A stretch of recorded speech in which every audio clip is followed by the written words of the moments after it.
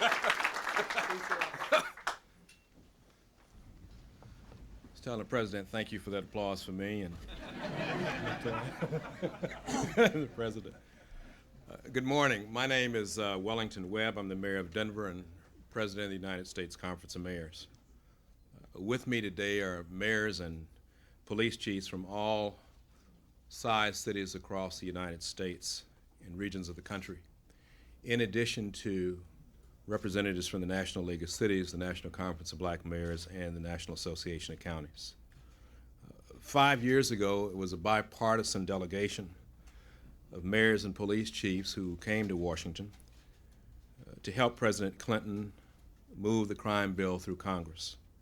That bill contained the critical, important elements of the COPS program, which has greatly helped us reduce crime in our cities across this nation. As we stand here today on Gun Safety Day, we also want to emphasize the continuation and strong support for the COPS program and urge the Congress to fully fund the program rather than slashing its funding as currently proposed.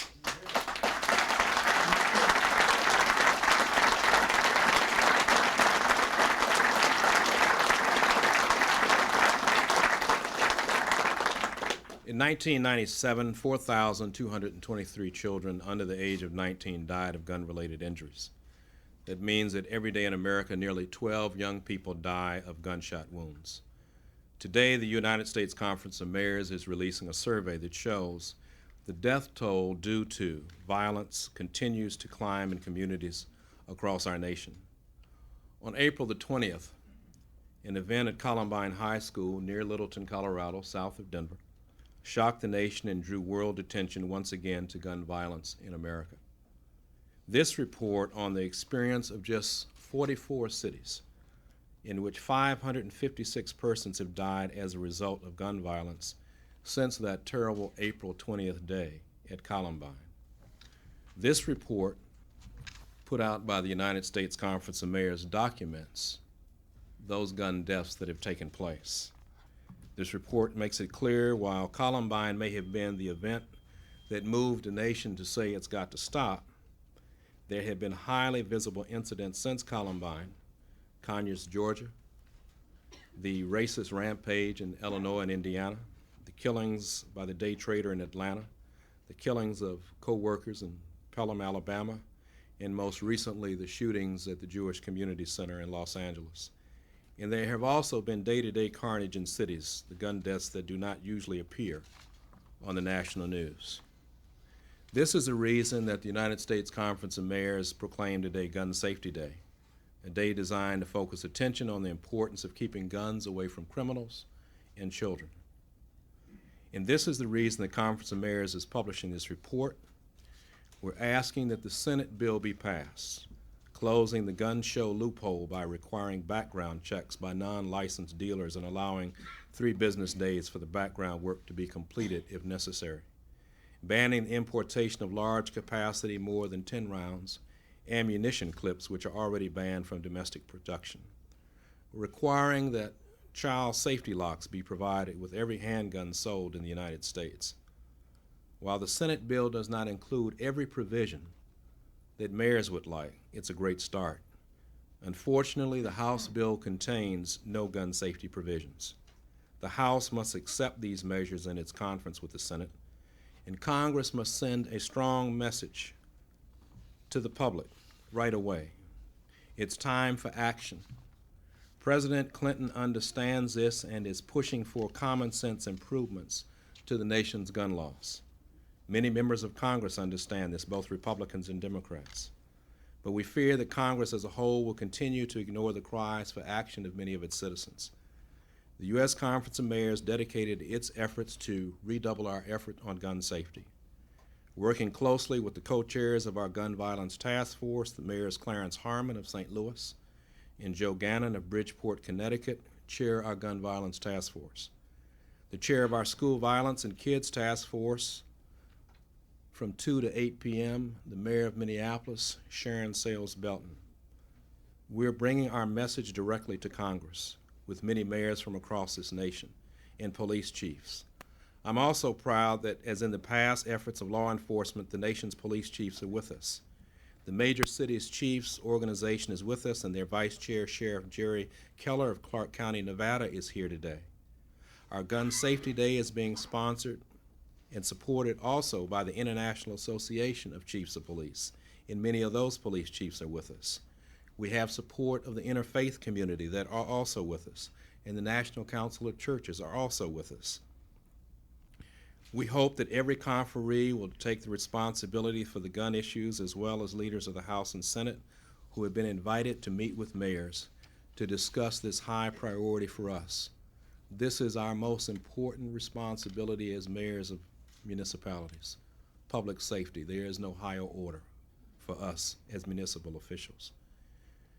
We hope that the representatives of the American people will respond to the will of the Union, the nation, and support meaningful gun safety reforms.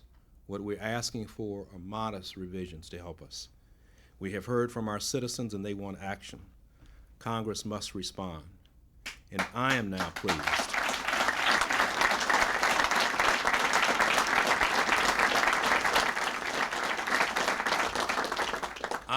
pleased to introduce John F. Timothy, Police Commissioner of the City of Philadelphia.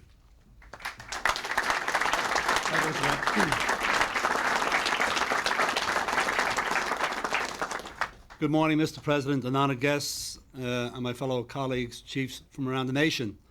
We want to thank the President and his administration for the hiring of an additional 100,000 police officers over the last 5 years.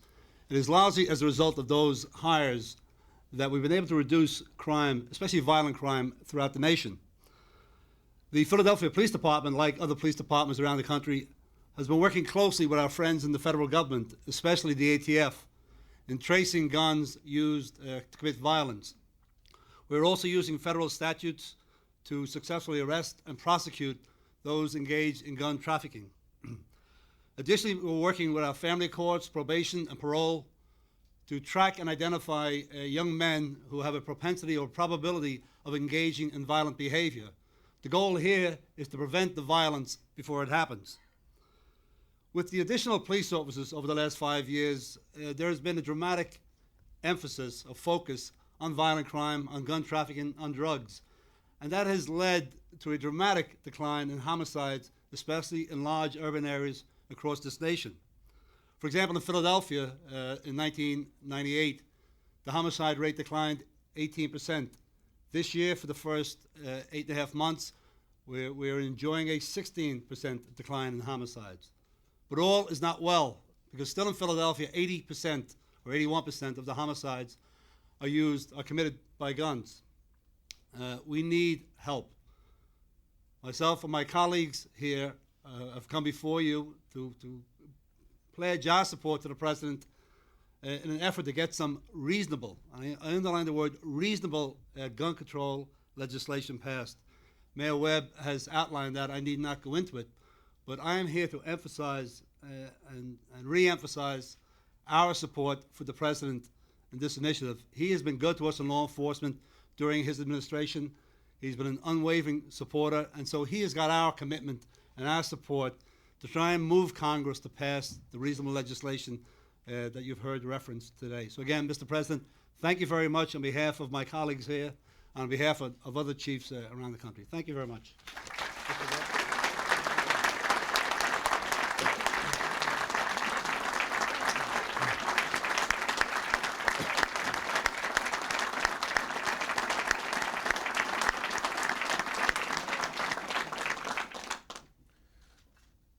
5 years ago, we came to this very place while the Congress debated a crime bill. We told the President of the United States that crime affects local government, and we are the major persons responsible for keeping our municipalities safe. He brought us to the table. He brought the Attorney General to the table. He brought all of the institutional players within the executive branch and said, help us draft a crime bill that works. And in many of our cities, we now experience more officers because of the COPS program. Many of us, we said what we may not need is more officers, we need more flexibility in the regulations, and the Attorney General drafted regulations that allowed us to have more flexibility in the regulations. And all of us as mayors have come to this administration for support, and this president has been there. And when the Congress changed, the congressional leadership came over, and many of you were there. We asked the president for a meeting, we got a meeting. We asked congressional representatives on the Judiciary Committee for a meeting, and they gave us an 800 number. Many of you remember that meeting. And you remember our anxiety and our anger about not being able to participate in what we know about. I don't know about the Army and the Navy and the Air Force and all that, but I think we are the foot soldiers. We're the ones that keep our cities safe. We need a little air support. We need help from the Congress. And all of us that have had to go to funerals and bury kids know the pain it is. And I was struck by the pain that Mayor Scott King shared yesterday in the burial of his nephew, Scott King, who was killed by a handgun by a friend in Gary, Indiana. And many of us can talk about those same stories. So we need a friend. There's a friend of law enforcement. There's a friend for mayors and local government. There's a friend of mine and a friend of yours. Please join in me in welcoming our friend and a friend of the American people, the President of the United States, William Jefferson Clinton.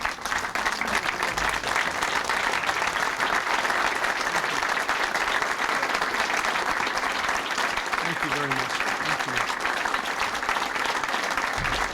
Thank you. Thank you very much. Thank you. Thank you. Thank you for that. Thank you very much, Mayor Webb, for your words and your work and your friendship. Thank you, Commissioner Timoney, for the example that you and so many others in law enforcement set. I want to thank all the mayors here today. There's really quite an amazing array of our nation's chief executives of our cities, Republicans and Democrats alike. Thank you all for coming. I thank the county officials who are here, the police chiefs and others in law enforcement who are here, and those of you who are here supporting them from the National Council of Churches and other groups. I want to thank Attorney General Reno and Secretary Summers and Secretary Cuomo, Deputy Attorney General Holder, Treasury Undersecretary for Enforcement Jim Johnson. They are some of the team and the heart of the team that we have had working at this crime issue now for 6.5 years. And any success that our administration has enjoyed, I think, belongs in large measure to them, as well as to the remarkable partnership that we have enjoyed with all of you. And I thank them for that.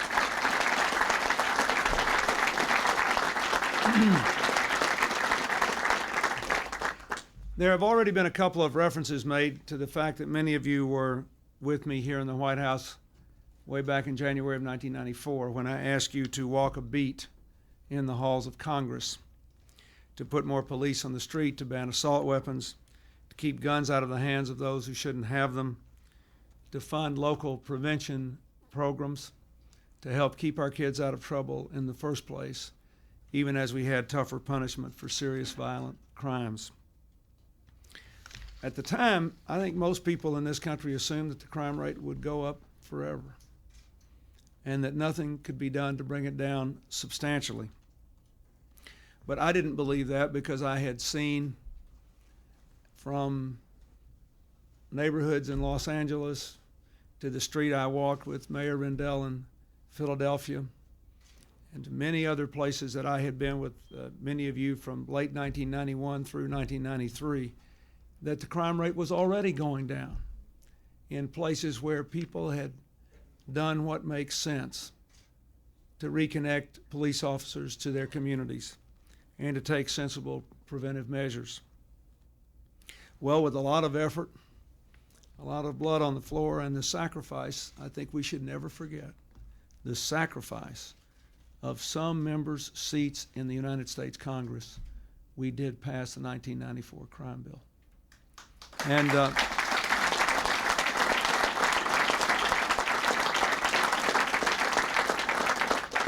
a lot of people use that passage to go home in 1994 and try to terrify the voters that we were going to take away all their hunting and sporting rights.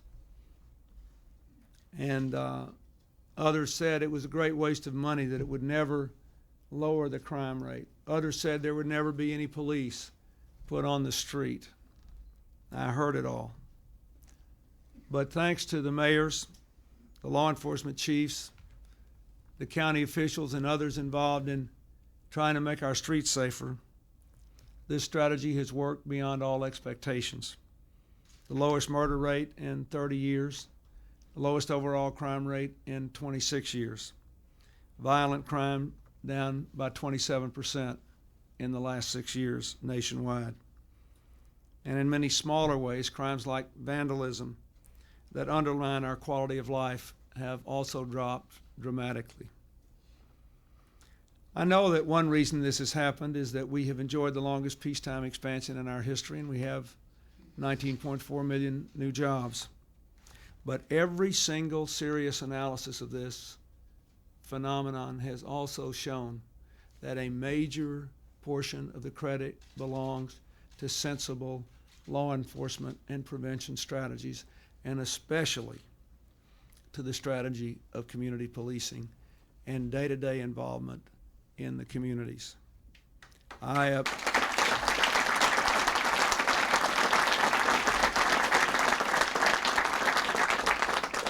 see Mayor Menino from Boston here. Many of you know that Boston went virtually 2 years without any young person being killed in a violent act. You cannot explain those kind of results, which we have seen in the neighborhoods of every person represented in this audience, simply by economic improvement. We now know what works, and more mayors and law enforcement officials and other local officials are doing what works. All we try to do is to give you the tools to do it. We've now funded, ahead of schedule and under budget, the 100,000 community police officers promised in the 1994 crime bill. Working together, we have created, I believe, all across the country, across party lines and jurisdictional lines, a new consensus on how to fight crime and violence, on what works. But as Mayor Webb said, we have been reminded in recent months, from Los Angeles to Littleton to Atlanta to what happened in Illinois and Indiana, gun violence is still too much a part of America's life. We've learned a lot about it and what it takes to reduce it in the last 6 years. And we know that we need to do some more things. But once again, just as I asked you 6 years ago, you have to walk a beat in Congress if you want the results. We have to send the message that out in America, this is not a partisan issue. This is simply a common sense issue about what does and doesn't work. Mayors and police chiefs, Republicans and Democrats, all work on the front lines. They know the cost of inaction. They know the benefits of prudent action. You also know that the federal government needs to be a partner in giving you the tools to do your jobs. Today, the Justice Department will take another step in that direction by releasing $146 million in grants to hundreds of law enforcement agencies across our country to hire nearly 1,600 more police officers, including over 750 who will walk a new beat, the halls of our schools, to protect our children.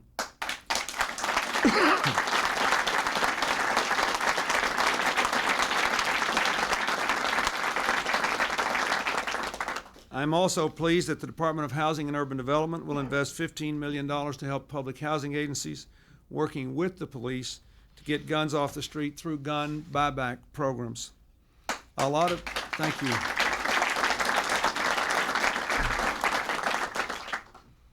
A lot of you have already invested in efforts like these where citizens can exchange their guns for food or clothing or small sums of cash. They have been successfully pioneered at the local level. I just want the federal government to lend a hand to do more.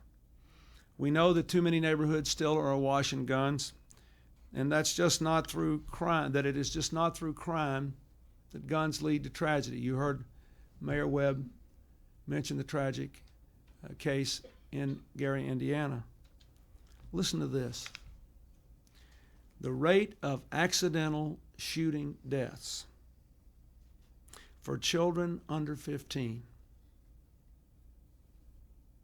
in the United States is 9 times higher than the rate for the other 25 industrialized nations combined. If any of you have or ever had a child in those wonderful, glowing years, that makes a lasting impression. I'm going to say it one more time. The rate of accidental shooting deaths for children under 15 in the United States is 9 times higher than the rate of the other 25 industrialized nations combined. Every gun turned in through a buyback program means potentially one less tragedy. And there's more we can do to help you as well. As all of you know, in the balanced budget, I propose funding through our COPS program that would allow us to put another 30 to 50,000 police on the street in the neighborhoods that still have very high crime rates, to concentrate more resources where they're most needed. You are doing your part. Now it's time for Congress to do its part. Unfortunately, there is the chance that it will go in the other direction. The budget approved by the Republican leaders would cut our successful COPS program policing in half, really by more than half. First, they said it wouldn't work in '94, and it was a colossal waste of money. Now that it has worked and it's made us streets safer, they still want to cut it. The tax plan that the leadership is supporting would threaten law enforcement across the board. It would force reduction in the numbers of federal agents that work with your local officials. It would cut deeply into our support for state and local law enforcement. To make matters worse, Congress has yet to pass a common sense juvenile crime bill to prevent youth violence and keep guns out of the wrong hands. It's been over a month now since the House and the Senate conferees met, nearly 5 months since the shootings at Columbine. America is still waiting for Congress to act. It shouldn't take another tragedy to make this a priority, though we've had plenty of them in the last 5 months. Now the lawmakers are back in town. It would be unconscionable if they were to leave again without sending me a balanced bipartisan juvenile crime bill that closes the gun show loophole. I mean, really closes the gun show loophole.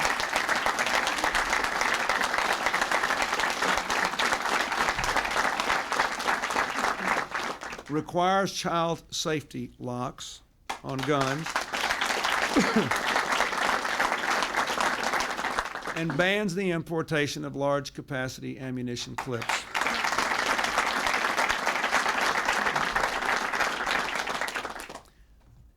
We need legislation that will strengthen our present laws, not weaken them. We need legislation that applies to all gun shows, not a bill that allows criminals to turn flea markets and parking lots into open-air gun bazaars.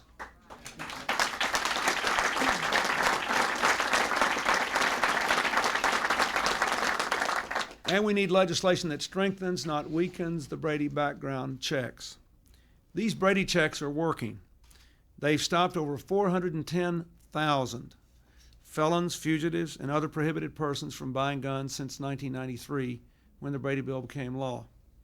In just the last 7 months, since our new instant criminal background check system went into effect, 100,000 illegal purchases have been stopped by the InstaCheck system.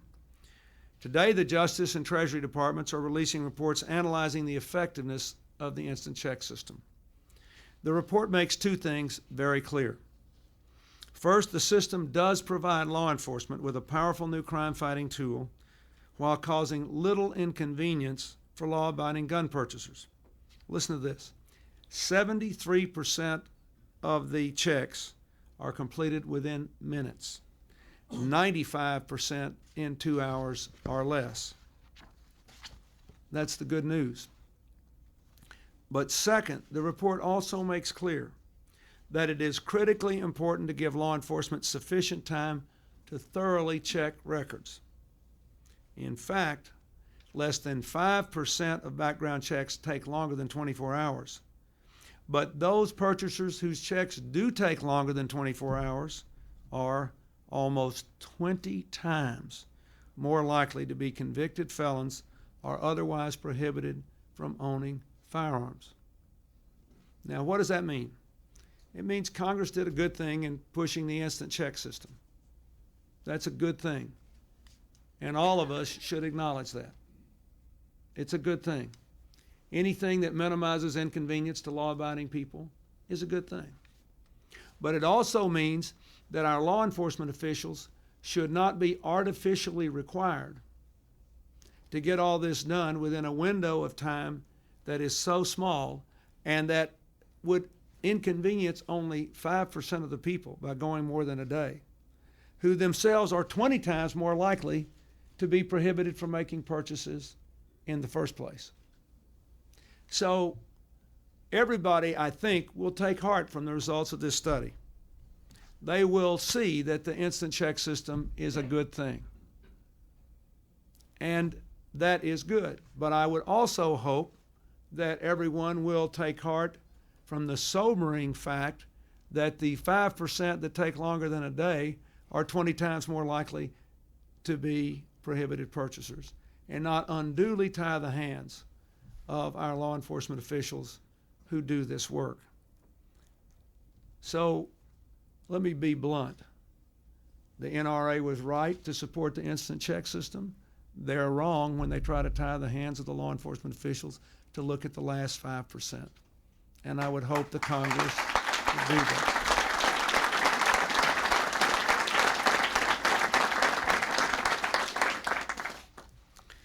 In the next few weeks, this juvenile crime bill is but one of an enormous number of opportunities Congress will have, thanks to our present prosperity, to pull our country together and to move our country forward. We have an historic opportunity to lift the burden of debt off the next generation. We can literally not only continue to pay down the debt, but America in 15 years, if we stay on the present path, could be debt-free for the first time since 1835. That would guarantee a whole generation of low interest rates and prosperity. We have an opportunity to strengthen Social Security and take it out beyond the lifespan of the baby boom generation, to strengthen Medicare and reform it with prescription drug coverage. We have an opportunity to invest in our children's future with world-class schools and safer streets. The tax plan passed by the Republican leadership would not permit these priorities to be pursued.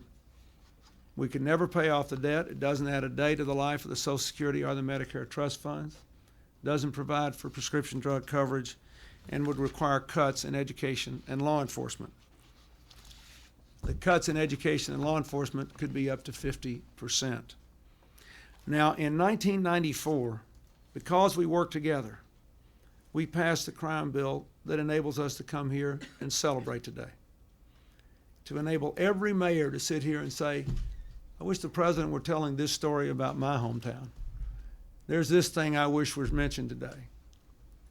And back home, people are celebrating, and no one asks you when you're a victim of a crime whether you're a Republican or a Democrat. And once a person gets elected, when the mayor walks down the street and we're talking about saving lives, no one cares what your party is. They just want people to be safe. We've come a long way since 1994 with a simple strategy. More police, fewer guns in the wrong hands. We don't want to adopt laws and budgets which would give us the reverse: fewer police and more guns in the wrong hands. No one in America wants that to happen. And there is today a bipartisan majority in the Congress that does not want that to happen. So again, I implore the leadership of the Congress to work with us, to give us safer streets and a brighter future. In 1994, we were having a discussion, a debate based on what we thought would work, based on a year or two of experience in a few places. In 1999, there is no reasonable debate. We now have 6 years of what works. We have proven avalanches of indisputable evidence about what it takes to have safe streets and safe futures for our children. It is an American issue beyond the confines of the capital city, and it should become America's cause as Congress returns to work. Thank you, and God bless you.